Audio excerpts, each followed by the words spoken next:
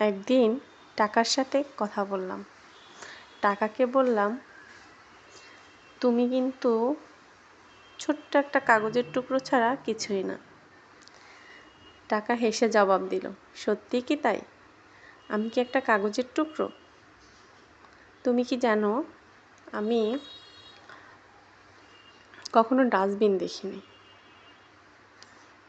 টাকার জবাবটা শুনে ভাবলাম, সত্যি তো, টাকা তো আমরা কখনো ডাস্টবিনে দেখি না, ফেলে রাখতে দেখি না কাউকে। এবং যার কাছে প্রচুর টাকা থাকে তাকে আমরা ভীষণ মূল্যায়ন করি, আর যার কাছে টাকা না থাকে তাকে আমরা কোনো রকমই মূল্যায়ন করি না। এই